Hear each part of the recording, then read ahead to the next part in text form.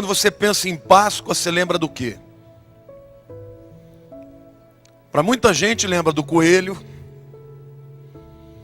Para outros, o ovo da Copenhague ou da Cacau Show, seja lá de quem for. Isso é por uma razão muito simples. Nós vivemos numa cultura pagã. E a celebração de Páscoa, através de troca de ovos, era uma celebração que vem desde a Babilônia. Havia uma lenda na Babilônia, que uma mulher chamada Semíramis, esposa de Nimrod, tinha um filho chamado Tamuz. E esse Tamuz um dia vai por uma caçada de javali e ele é morto por um javali. Então ela teria feito um jejum de 40 dias. E depois de 40 dias ele teria ressuscitado. E a partir daquele momento, eles celebraram a ressurreição de Tamuz, trocando ovos. E esta prática é muito comum em diversos países do mundo, não é de agora, mas é uma prática completamente pagã. Não tem absolutamente nada a ver com a Páscoa judaico-cristã. É muito importante que você entenda, porque a Páscoa é a base, é o fundamento da nossa fé. Para vocês terem uma ideia, a palavra Pessar, no hebraico, significa passar por cima. E esse conceito está, por exemplo, na palavra inglesa Passover. Pass, passar, over, por cima. Mas existe uma outra palavra que é muito mais comum, muito mais utilizada nos Estados Unidos, que é Easter. Esta palavra vem da cultura pagã. Easter vem de estar, que é Astarote, a mulher de Baal.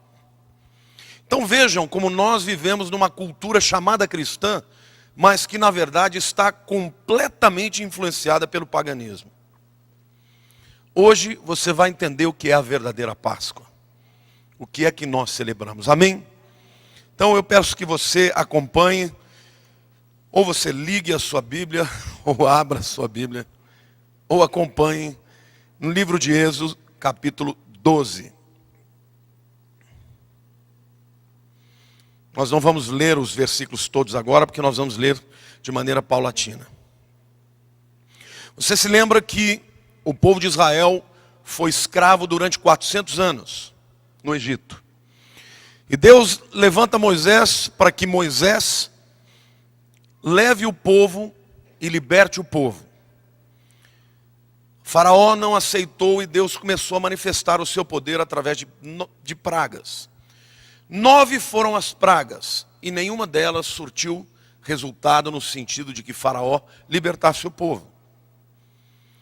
Então Deus diz que vai mandar uma última praga e ele avisa Moisés: agora Faraó vai deixar vocês irem. E nesse momento Deus estabelece a Páscoa. Ele diz que Moisés oriente a cada pai de família a fazer algo muito interessante. Eles eram todos agricultores, todos pecuaristas, vamos dizer assim. Todo mundo tinha uma criaçãozinha para comer. Então cada pai de família deveria pegar ou uma ovelha, um carneirinho, ou um cabritinho de 1 ano, macho, que não tivesse nenhuma mancha, nenhum defeito, nenhum osso quebrado, nenhum problema de pele, nem sarna, nem nada. Ao 10º dia do mês de Nisan. E durante 4 dias, esse cordeirinho deveria ser examinado pela família.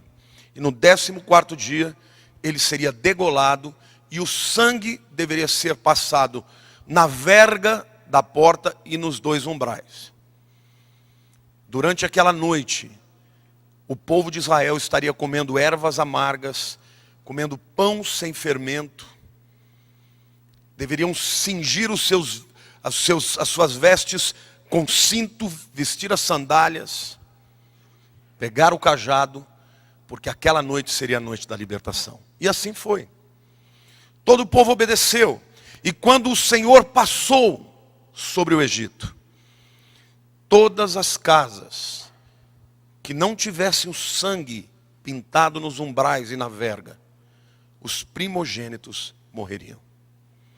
Mas todos que estivessem dentro da casa, em cujos umbrais e verga estivesse o sangue do cordeiro morto, os primogênitos não seriam mortos.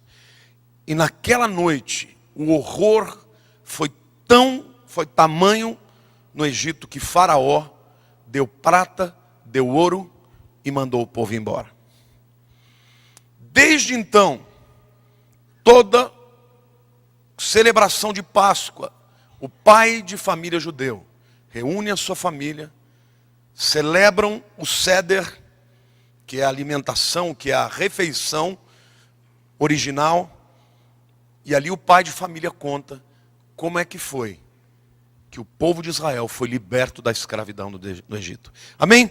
Hoje nós vamos olhar aqui para o texto e vamos ver lições assim maravilhosas, muito aplicáveis à nossa vida nos dias de hoje. A primeira verdade que eu quero compartilhar com vocês é que a Páscoa marca o início de um novo ciclo. Diga assim, a Páscoa marca o início de um novo ciclo. Veja o que o versículo 2 do capítulo 12 de Êxodo diz. Este mês será para vós o princípio dos meses. Este vos será o primeiro dos meses do ano. O calendário hebraico tem 2 inícios de ano. Assim como os chineses, por exemplo. Um é o ano civil, o calendário civil. Quantos de vocês já ouviram falar do Rosh Hashanah?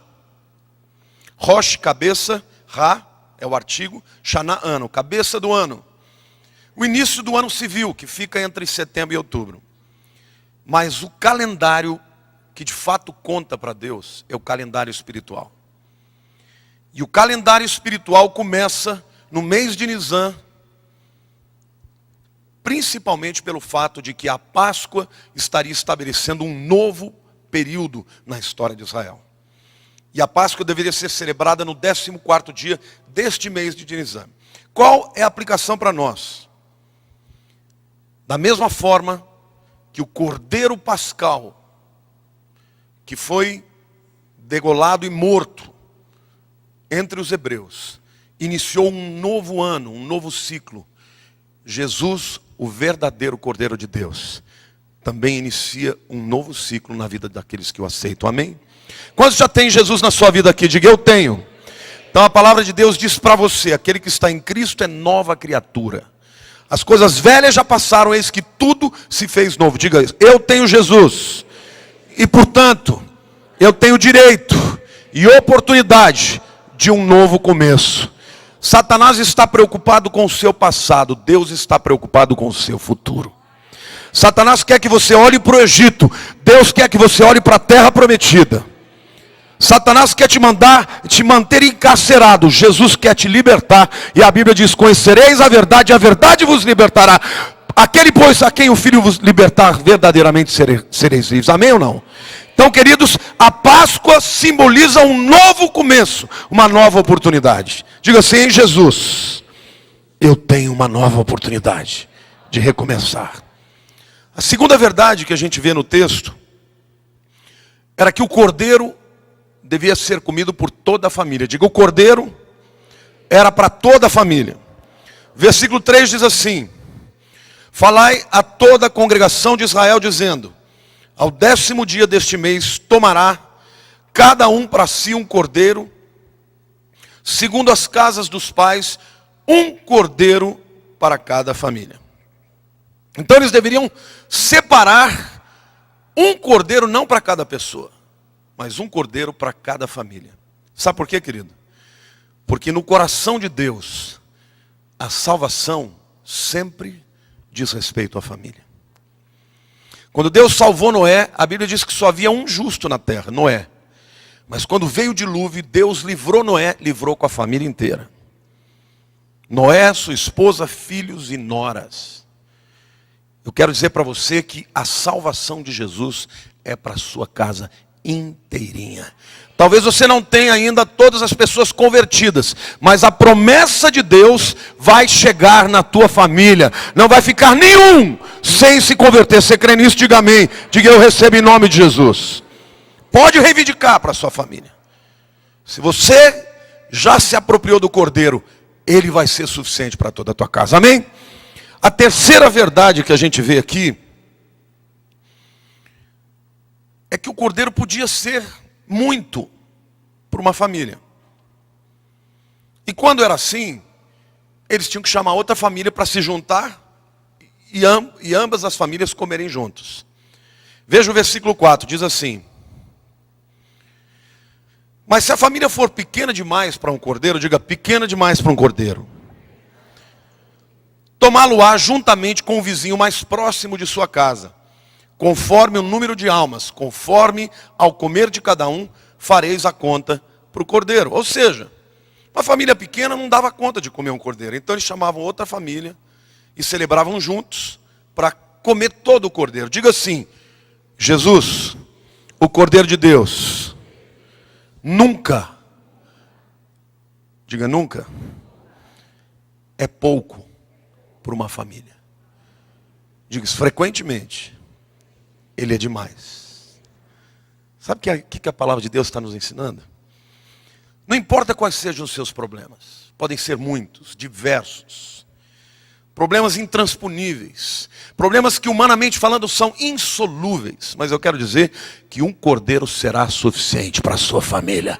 Amém? Para você, para a tua casa, para o teu marido, para a tua esposa, para os teus filhos, para a galinha e para o papagaio. Não vai ser ninguém deixar de receber a bênção. Amém ou não? Diga assim: um cordeiro. Diga, um cordeiro nunca é pouco para a família. Cordeiro pode ser demais. E quando é demais, tem que ser partilhado com o vizinho. Deus vai não só abençoar a tua casa, mas vai abençoar as pessoas que estiverem perto de você. Quem morar perto de você vai ser abençoado, porque a bênção do Cordeiro na tua casa vai alcançar o outro. Amém? Aplauda o Senhor, diga eu creio. Eu recebo em nome de Jesus. Querido, o suprimento do Cordeiro nunca falta. Esse é o princípio de Deus. Jesus encontrou um menino.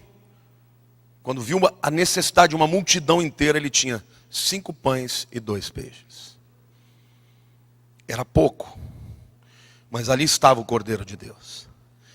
E multiplicou. E quando multiplicou, todos se fartaram. E ainda sobrou 12 cestos cheios. Este é o princípio de Deus. A provisão do Cordeiro nunca faltará. Vai sobrar. Tem gente que vai dizer: poxa, mas Deus foi perdulário, sobrou. Querido, Deus é assim. Quando Deus vem com a sua bênção, vai sobejar. Vai sobrar para todo mundo, e os cestos estavam cheios. Olha para o teu irmão e diga: a provisão do Cordeiro dá para você e para muito mais gente. Amém? Então eu quero dizer algo para você: não seja invejoso. A inveja é resultado da consciência de que eu não tenho o que eu gostaria de ter e que o meu outro irmão tem. Quando você olha para o outro e deseja do outro, você não crê que o teu Deus te supre de todas as coisas. Deus tem uma porção para você. Você não precisa olhar para o teu irmão e nem desejar do que é do outro. Olhe para Deus e deseje dele, porque Ele tem prazer em abençoar abundantemente os seus. Amém? Em nome de Jesus, entenda o princípio. Então, a próxima verdade, a quarta verdade, diz respeito ao preparo do Cordeiro, como ele deveria ser preparado. Os versos 5 e 6 dizem como. O cordeiro ou cabrito será sem defeito, diga sem defeito, macho de 1 ano, o qual tomarás ou tomareis das ovelhas ou das cabras, e o guardareis até o 14º dia deste mês, e toda a assembleia da congregação de Israel o matará à tardinha. Diga assim, sem defeito. A coisa era tão importante, querido, que durante 4 dias, do 10º dia até o 14º dia, o pai de família ficava examinando o cordeiro. Porque talvez aparentemente ele não tivesse nenhum problema. Não tivesse nenhuma mancha, mas poderia ter uma unha quebrada. Poderia ter um ossinho quebrado. Poderia ter um problema de pele que estivesse debaixo da lã. Então durante 4 dias ele tinha que ser minuciosamente examinado. Tinha que ser perfeito. Sabe por quê? Porque o cordeiro apontava para o Filho de Deus, que era perfeito. E vocês sabem que na crucificação era muito comum que a pessoa, porque a crucificação era uma morte extremamente dolorosa, mas ela era lenta. Então frequentemente os romanos quebravam as pernas das pessoas crucificadas para que elas morressem antes. Mas a Bíblia diz que Jesus não teve nenhum osso quebrado. Sabe por quê? Porque ele era o Cordeiro de Deus, perfeito. Não podia ter mancha nem mácula, porque ele era sacrifício para Deus. Amém?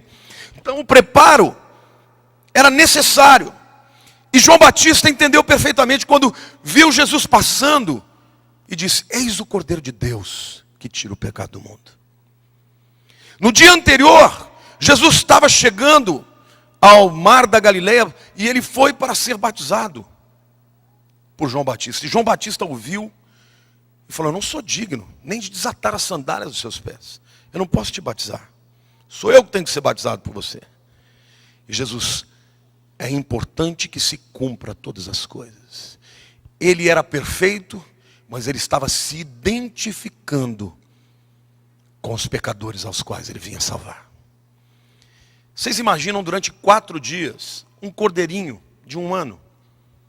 Eu não sei se você já teve a oportunidade de ver algum filme em que o menino pega, quando o pai separa o cordeiro, e durante 4 dias o cordeirinho vira um animalzinho de estimação.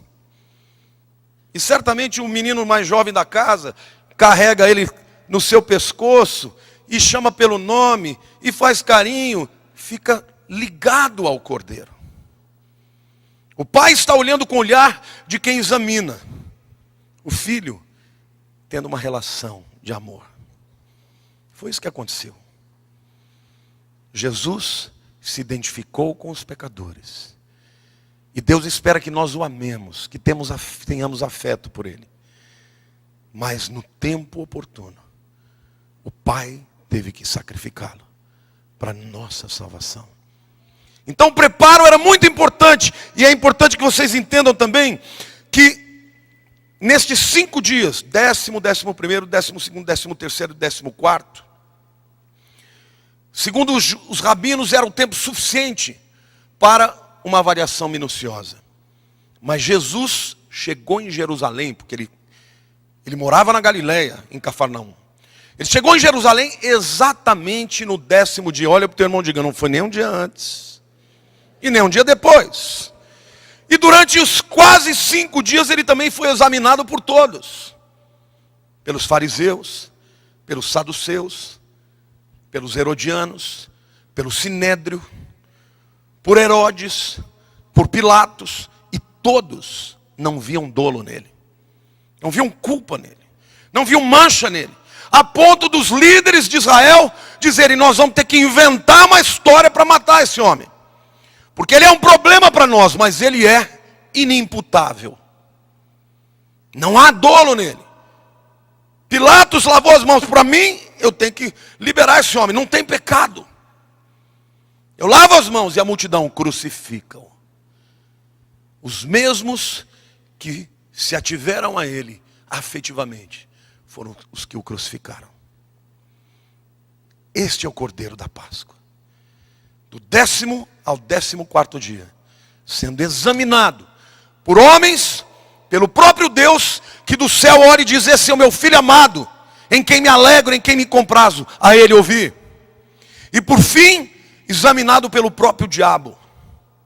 Porque quando ele morreu por causa da nossa culpa. Mas a Bíblia diz que ele desceu ao inferno. E quando ele desceu ao inferno, ele levou o cativeiro. Eu imagino como é que foi essa cena. Jesus desceu em espírito ao que chama as mansão dos mortos, ao Hades ou ao Seol. E quando ele chega morto por causa dos pecados nossos. Mas ele vai se aproximando de Lúcifer, porque, queridos, entendam uma coisa. Aos olhos de Deus, enquanto o homem não peca, ele é de Deus. A partir do momento que ele peca, ele passa a ser escravo de Satanás. É por isso que a Bíblia diz assim: ele vos libertou do império das trevas, veja, império, e vos transformou para o reino, diga império das trevas, diga reino do Filho do seu amor. Amém ou não? No momento que o homem peca, ele é escravo do diabo. Mas como Jesus nunca pecou, e ele recebeu a nossa culpa, ele nos arranca do império das trevas e nos transporta para o reino do Filho do seu amor. O império deixa as pessoas subservientes. No reino, elas servem livremente, voluntariamente, para glorificar aquele que os libertou. Amém ou não? E quando Jesus chega no império das trevas, ele era inimputável, sem mancha, sem culpa, sem pecado. E a Bíblia diz que ele arranca das mãos do diabo as chaves e leva cativo o cativeiro para a presença de Deus. Páscoa é isto.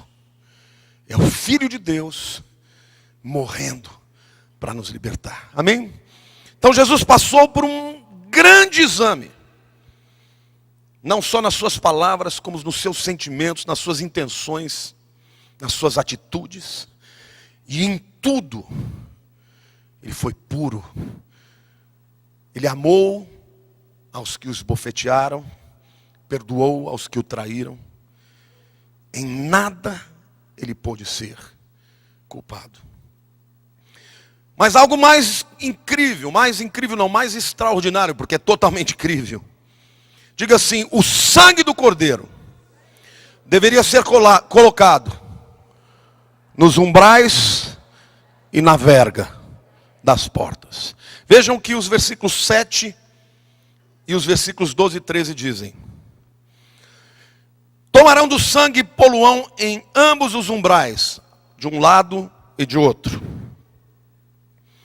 e na verga em cima da porta, nas casas em que o comerem, porque naquela noite passarei pela terra do Egito. Deus é que ia passar.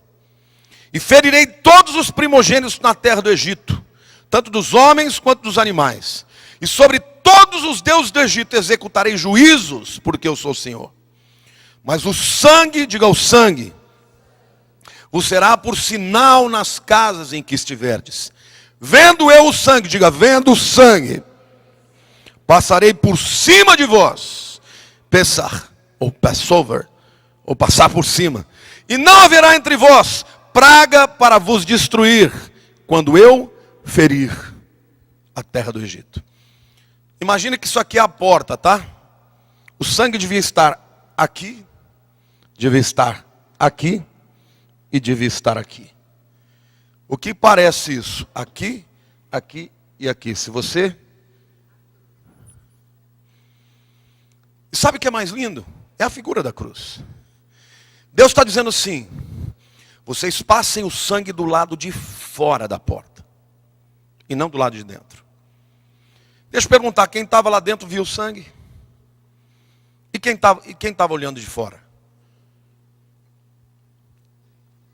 Eu quero falar algo aqui que para você receber isso na tua vida e nunca mais ter dúvida. Porque a dúvida da salvação não é um ato de humildade. É um ato de ignorância. Tem muita gente que fica pensando: será que eu sou salvo? Será que eu mereço? Deus fala: quando eu passar, eu verei o sangue. Não importa quem estivesse lá dentro. Não importa se eles eram bons, se eles eram maus, se eles estavam agindo bem ou agindo mal. Aonde eles estavam? Do lado de dentro. O sangue protegia. Sabe o que Deus está dizendo para você, meu querido? Você crê no sangue de Jesus? Você crê no Cordeiro? Você se apropriou do Cordeiro? Comer a Páscoa é isso, se apropriar daquilo que Jesus fez. Você está dentro da casa. E o sangue está fora.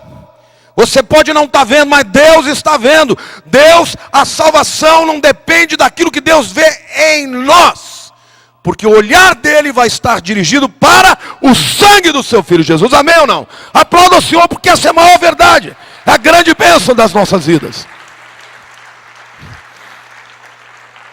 Quando Deus olha para você, e isso é muito importante que você entenda, a sua salvação depende do lado que você está em relação ao sangue. Se você creu em Jesus, o sangue do Cordeiro já foi derramado para a sua vida. Se você crê em Jesus, o sangue está no umbral das portas do seu coração. E quando Deus olha para você, Ele não vai julgar os seus pecados e nem os seus acertos, as suas virtudes e nem os seus abusos. Ele já julgou o que Jesus fez. E Ele é justo e recebeu a nossa condenação, para que nós, pecadores, recebêssemos a sua justiça. Amém ou não? Não é tremendo? Eu olharei e verei o sangue, e não ferirei aos filhos de Israel com nenhuma das pragas. O diabo quer que você fique achando que você merece praga, maldição. Querido, você não merece maldição, porque a Bíblia diz: maldito todo aquele que está pendurado no madeiro. E a Bíblia diz em Gálatas 3,13: Cristo nos resgatou da maldição da lei. Sabe quem amaldiçoou? Deus, quando o homem quebrou as leis. Mas nós não estamos mais debaixo da lei, nós estamos debaixo da graça. Não estamos mais debaixo de maldição, porque quem levou a minha maldição foi o Senhor. Amém? E quando olha para você, Deus, Ele vê o sangue do Cordeiro e passa por cima. Passover, peça, está liberto, está livre da maldição e recebe bênçãos. Aleluia.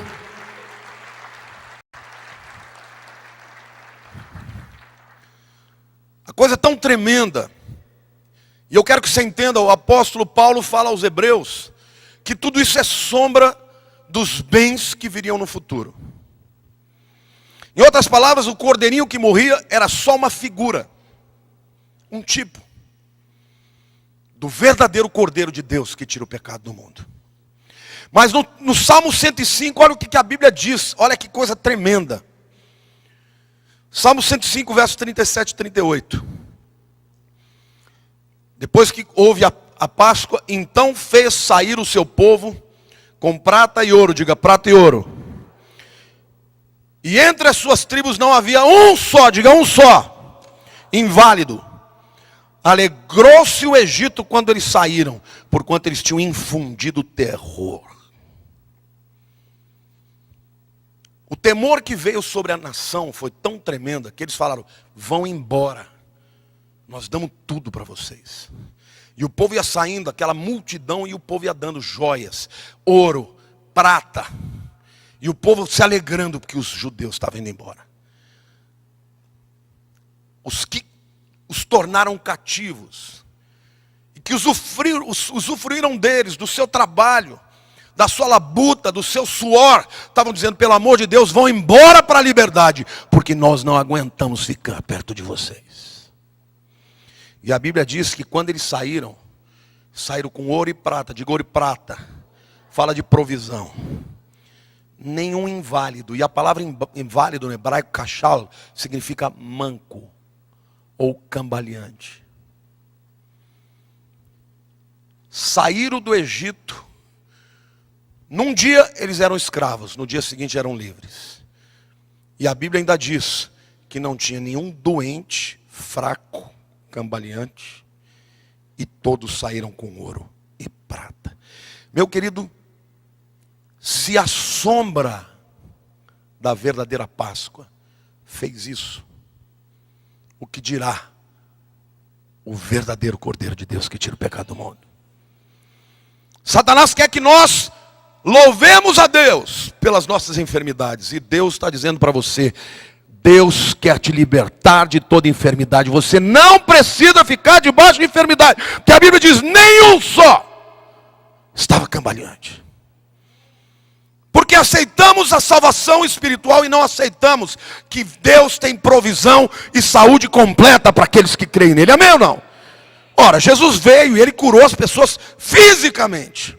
Expulsou os demônios fisicamente. Por que ele não faz hoje?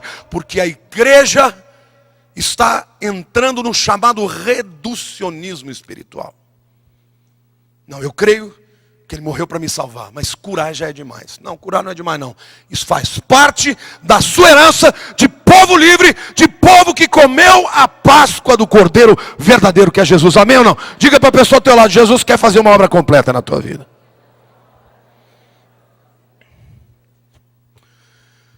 A sexta verdade que a gente vê aqui nesse texto nos fala de como o cordeiro deveria ser comido. Versos 8 a 10. E naquela noite comerão a carne assada ao fogo, diga assada, com pães ázimos, pão sem fermento, com ervas amargosas a comerão. Não comereis dele cru, diga não cru. Sushi, sashimi ou sushi? Sashimi não. Tem que ser assado. Tem que ser churrasco. Nem cozido em água, mas sim assado no fogo, ou ao fogo, a sua cabeça com as pernas e com a sua fressura. Nada dele deixareis até pela manhã, mas o que dele ficar até pela manhã, queimá-lo-eis no fogo. Deus está falando, ó, não quero cordeiro na água fervendo, não. Eu quero cordeiro no fogo. Você sabe por quê? Porque o fogo na Bíblia fala de juízo. E o cordeiro que liberta tinha que passar pelo juízo. É muito importante que você entenda que isso é uma figura jurídica. Deus é justo e Deus é juiz. Ele não pode libertar o réu que cometeu os pecados. Tem que condenar, porque ele é juiz. Mas ele então, por ser juiz e ser um pai que ama, ele imputa todos os pecados da humanidade no seu filho Jesus, porque ele não merecia nada. Então há uma substituição. O justo é condenado, para que os condenados sejam livres. Isto é o que se chama de justificação. É a imputação da justiça sobre réus condenáveis. E a imputação da condenação sobre o réu que é justo. Entenderam? Isso é o que Jesus fez por você, querido. Agora, o que isso nos ensina? Deus fala, tem que comer o cordeiro que passou pelo fogo. Por quê? Porque se Jesus fosse um grande pregador, se tivesse contado as lindas parábolas que ele contou, se ele tivesse feito as maravilhosas curas que ele fez, e não tivesse morrido a morte que eu e você merecemos, nós ainda assim iríamos para o inferno. Você está entendendo? Só porque Jesus passou pelo fogo do juízo. Tem muita gente, mas é fácil, pastor. Isso não quer dizer que Deus está ficando mole. Mole não, meu querido. Deus olhou para o seu filho amado, para o filho que ele amou, para aquele que ele mais amava. E ele agiu com justiça, e o seu fogo consumiu o seu filho, para que todos nós, que éramos réus, condenados eternamente, fôssemos eternamente livres e fôssemos salvos. Amém? Você pode aplaudir o Senhor, dizer eu creio, eu recebo em nome de Jesus.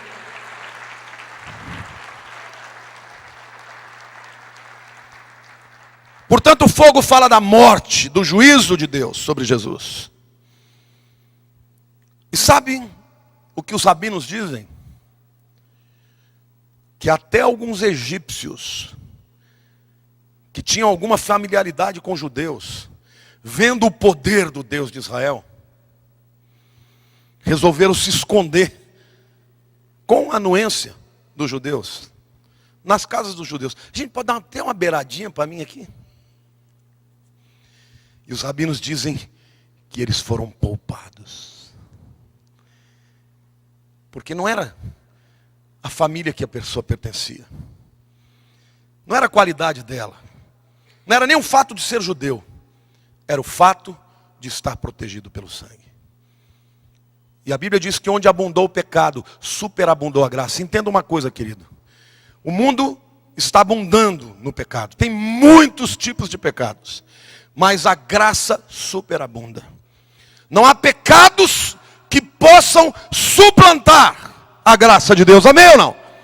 Porque aquilo que Jesus fez é extremamente mais poderoso do que todos os nossos atos de injustiça. Amém ou não? Então, se o diabo vier te acusar, se diz: Satanás, eu estou escondido atrás do sangue. Deus não vai olhar a minha vida, vai olhar o sangue do Cordeiro no meu coração. Amém ou não? Essa é a verdade da Páscoa. Por isso que o diabo quer que a gente pense no coelho, que a gente pense no ovo de Páscoa, quando a gente devia pensar no Cordeiro que foi morto. Ai, não vou comer carne, vou comer só peixe. Onde veio isso? Isso é uma bobagem. A verdadeira Páscoa você come cordeiro, para lembrar do Cordeiro de Deus que foi morto. E o texto diz que ele deveria ser assado no fogo e devia ser comida inteira, até a cabeça deviam comer, da carne, da cabeça, da fressura, de tudo, das pernas, de tudo. Sabe por quê, meu querido?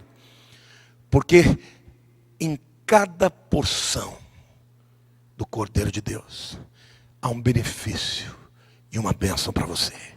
Libertação, saúde, alegria, paz, longanimidade. É o que Jesus fez. Comer significa apropriar-se, introjetar-se. O que é o entusiasmo? Nada mais é do que introjetar a Deus. Entusiasmos vem de theos, Deus.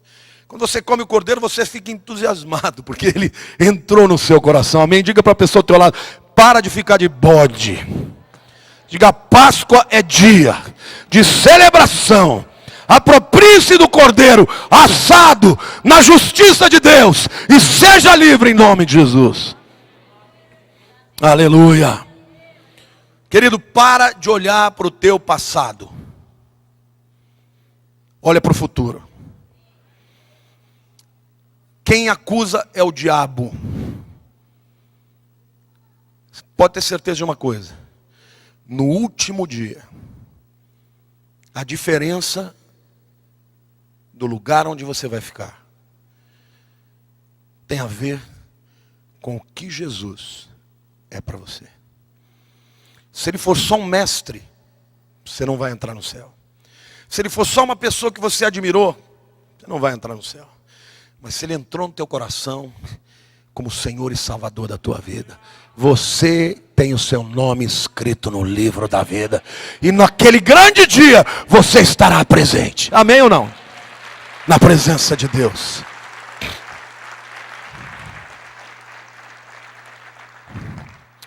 Pare de ter expectativas ruins de Deus. Deus não quer te pegar na esquina. Deus não quer te pegar na curva. Deus já enviou o melhor para você. A palavra de Deus diz: se Deus não poupou o seu próprio filho, não nos dará juntamente com ele todas as outras coisas. Deus tem bons planos para você, para sua casa, para tua família, de liberdade, de salvação, de cura, de provisão. Deus já fez o melhor. Agora você tem que comer do cordeiro e se apropriar do que ele já fez. Isso acaba com qualquer vaidade. Porque todos somos nivelados por baixo. Porque diante dele somos só pecadores. Você sabe que certa vez Jesus estava tendo uma conversa com um líder, com um fariseu. Ele diz assim: sabe por que eu estou parafraseando, usando palavras mais cotidianas? Você sabe por que você não me ama? Porque você não entendeu os seus pecados. Essa mulher adúltera, ela me ama porque ela muito foi perdoada. Quando você tem consciência dos seus pecados, você ama Jesus, porque o que ele fez por mim e por você foi trocar de lugar com a gente. Amém? Não é lindo? Então Páscoa deveria ser contada pelos pais. Os pais deveriam reunir os seus filhos e contar o que é a Páscoa. Satanás não quer isso, ele prefere que você fale do coelho. Porque somente o Cordeiro traz salvação. A sétima verdade que a gente vê neste texto diz respeito a como os israelitas deveriam se portar naquela noite. Versículo 11 diz assim: assim, pois, o comereis, os vossos lombos cingidos, os vossos sapatos nos pés, e o vosso cajado na mão, e o comereis apressadamente. Diga, apressadamente. Esta é a Páscoa do Senhor. Veja o que Deus está dizendo. Olha, imagine uma pessoa com o lombo cingido, com cinto, sapato nos pés, cajado na mão. Está pronto para quê? Para sair. E aí ele diz, esta é a Páscoa do Senhor. Sabe o que é a Páscoa do Senhor? É prontidão. Prontidão para ser livre do Egito. Prontidão para caminhar para a liberdade. Querido, tem crente que vive 10 anos e ainda pensa que é novo convertido. O cara está 10 anos na igreja, você chama ele para fazer alguma coisa. Não estou preparado, querido, dá licença. A Páscoa significa que você está pronto agora. Olha para o teu irmão e diga que você está pronto em nome de Jesus agora. Diga, cinge os lombos, bota a sandália no pé, pega o cajado e vamos para a liberdade. Porque a bênção de Deus está à nossa espera. Amém? Aplauda o Senhor, diga eu creio. Eu recebo em nome de Jesus. Eu recebo em nome de Jesus. Prontidão. Querido, se o povo ficasse ali naquela letargia, não, vamos comer nossa Páscoazinha tranquilo. Faraó ia mudar de ideia, eles iam continuar escravos. Quando você entrega a vida para Jesus, esteja pronto para seguir na direção da liberdade. Não olha para trás, não tenha saudade do passado. Porque o que tem à sua frente é muito melhor. Amém? Tem muitos crentes que não entendem que Jesus veio para nos libertar. Você não precisa viver em cadeias. Sejam físicas, sejam emocionais, sejam espirituais. Porque Jesus veio para nos libertar. Amém? Eu quero concluir essa palavra dizendo que 1.500 anos passaram desde que a primeira Páscoa foi estabelecida. E agora, num ano muito especial, tinha aproximadamente 2 milhões de pessoas em Jerusalém. Cada família tinha separado o seu cordeirinho no 10º dia e o examinou até o 14º. Mas um homem, pai de família, muito especialmente, fez isso também. E esse homem era o sacerdote. E no 14º dia, às 9 horas da manhã, que horas que eu falei? Ele subiu a rampa do altar e prendeu, amarrou o cordeiro e o deixou em cima do altar, onde seria depois aceso o fogo para ser queimado. Na mesma hora, fora da cidade murada, o Cordeiro de Deus Jesus estava subindo a rampa do seu altar, no Monte Calvário. E às 9 horas em ponto, ele foi crucificado. Um estava amarrado aguardando a consumação. O outro pregado numa cruz, aguardando o tempo do juízo. Ao meio-dia, houve trevas. E essas trevas foram tão poderosas, nuvens tão espessas, que a luz do sol desapareceu. Há relatos em toda a Europa e até na China, de que neste dia, o céu escureceu. Por quê? Porque o sol da justiça que é Jesus. Estava com a sua luz absolutamente coberta, para que nós que andamos em trevas pudéssemos andar na luz. E Deus é caprichoso, porque no dia que Jesus nasceu, à meia-noite, os anjos apareceram aos pastores e disseram: glória a Deus nas alturas e paz na terra aos homens de boa vontade. E naquele momento houve um grande clarão, porque glória é sinônimo de luminosidade. Quando Jesus nasceu, a meia-noite se tornou clara como o meio-dia. Quando Jesus morreu, o meio-dia se tornou escuro como a meia-noite. Para que eu e você, que andávamos nas trevas, pudéssemos andar na luz.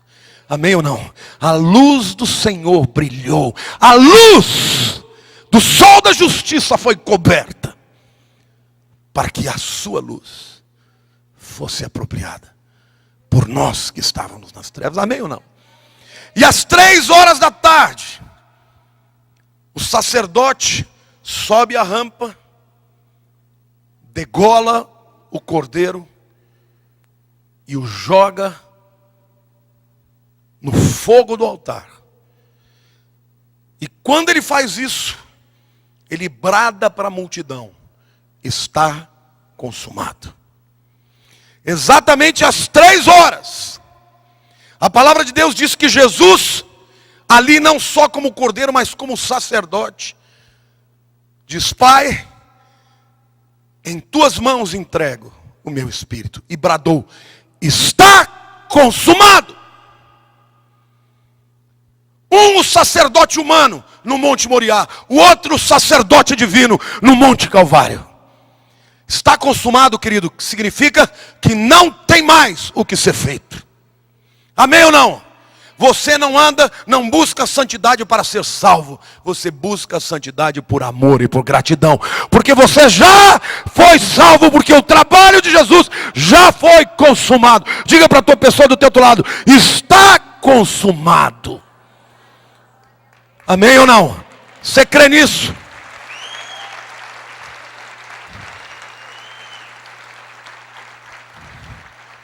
A nossa salvação não é por aquilo que nós fazemos, mas por aquilo que Jesus fez. Está consumado. É muito importante que, como igreja, nós entendamos um conceito. Você sabe por que o povo judeu é um povo que prospera tanto?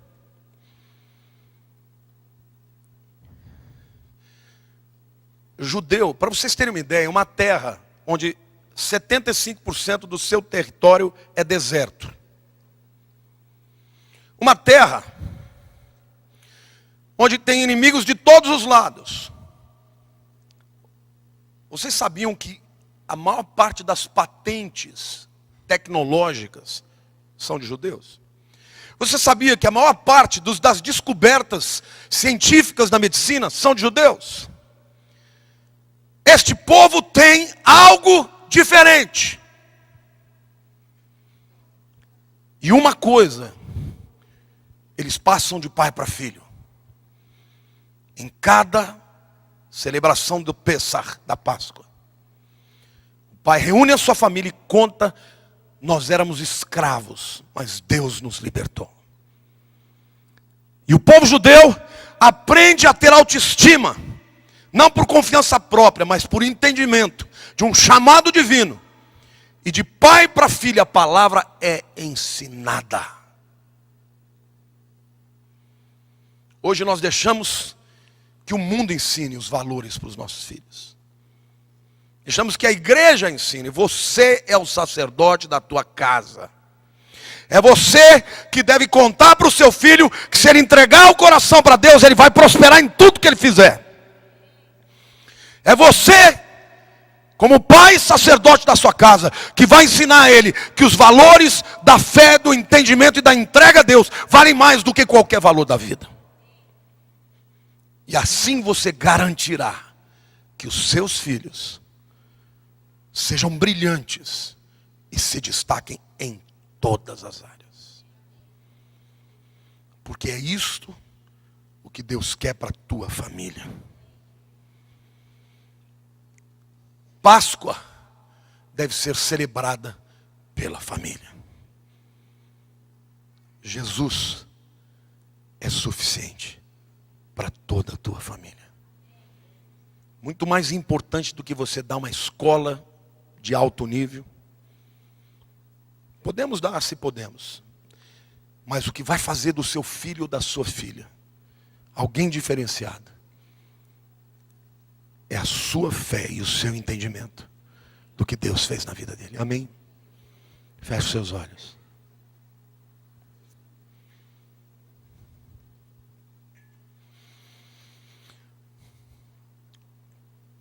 A primeira coisa que você vai dizer para Jesus agora é dizer: obrigado, Senhor, porque já está consumado. Nunca mais deixe o inimigo roubar a tua alegria, a tua certeza, porque o que faz de você uma pessoa salva é você estar do lado de dentro, e o sangue está do lado de fora. Se você hoje entrou aqui, meu querido, e quer ter essa certeza da salvação, que quer ter a certeza de que Deus vai fazer algo na tua vida que vai mudar a tua história para sempre. Se você nunca fez essa entrega, não é o melhor dia para você entregar você e a tua família para o Senhor. Não importa o tamanho dos seus problemas, das suas dificuldades, o Cordeiro é suficiente para você. Se você quer fazer essa entrega a Ele hoje, quero que você levante a mão. E Deus vai começar uma nova história na tua vida agora, em nome de Jesus. Alguém, levante a tua mão, eu vou orar por você onde você estiver, querido. Em nome de Jesus. Graças a Deus. Fica com a mão levantada. Graças a Deus. Graças a Deus. Quem mais? Graças a Deus. Hoje é dia de salvação. Graças a Deus. Eu quero pedir para vocês irem aqui à frente. Você que está entregando a tua vida, esse é o marco que você vai fazer para o Senhor hoje. Pode vir em nome de Jesus. Pode sair do teu lugar. Hoje é prontidão, é agora, não é para ficar demorando muito. Venha logo, porque hoje Deus vai fazer algo novo na sua história. Hoje o Senhor vai começar uma nova história. E não é só para você não, é para tua família inteira. Vale para tua casa inteira. Deus abençoe. Graças a Deus. Põe a mão no coração, eu vou te ajudar a orar ao Senhor. Diga: Jesus, hoje eu entendi que o Senhor é o Cordeiro que morreu no meu lugar. Eu quero me entregar. Meus problemas, minha família, minha vida. Eu quero confessar que a partir de hoje eu quero estar do lado de dentro. E o sangue de Jesus estará do lado de fora.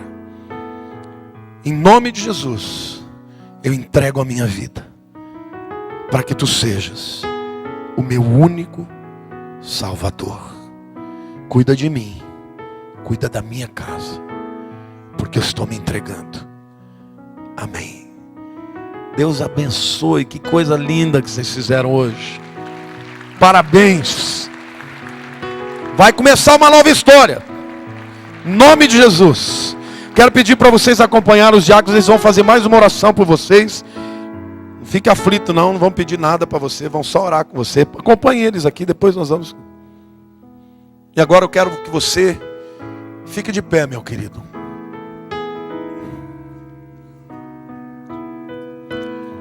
Você entendeu hoje o que a palavra diz? O diabo quer que você olhe para o seu merecimento. Isso se chama meritocracia. Diga assim: meu Deus, eu não mereço a salvação, mas Jesus merece. E Ele me deu. E eu creio. E eu recebo. Então diga: nunca mais eu vou duvidar da minha salvação, porque a obra dele já está completa, já está consumada, e eu estou debaixo do poder do sangue do Cordeiro. Senhor, eu e minha casa seremos completamente abençoados restaurados em todas as áreas. Nenhuma maldição entra na minha casa, porque o sangue do Cordeiro quebra todas as maldições. Eu creio, estou debaixo da tua graça. Onde abundou o pecado, superabundou a graça. Digo, na lei eu estava condenado, na graça eu estou liberto. Na lei eu vivia na morte, na graça eu ressuscitarei no último dia, para a honra e glória de Jesus Cristo, o meu Senhor e Salvador. Aplauda a Ele, aplauda o Senhor. Aleluia, aleluia. Amém? Feche seus olhos, nós vamos terminar o culto. Obrigado, Senhor, porque Tu és o nosso Cordeiro. Obrigado porque hoje eu entendi a maravilha da Tua misericórdia. Porque a Tua palavra diz que a lei veio por Moisés, mas a graça e a verdade por intermédio de Jesus. E a verdade, Senhor, não existe sem a graça, porque Tu és a verdade, e Tu és a manifestação suprema da graça de Deus. E que a graça maravilhosa de Jesus, e o amor incompreensível do Pai, e as consolações do Espírito Santo, seja com todo o povo, até o fim. Feliz Páscoa, grande semana para você.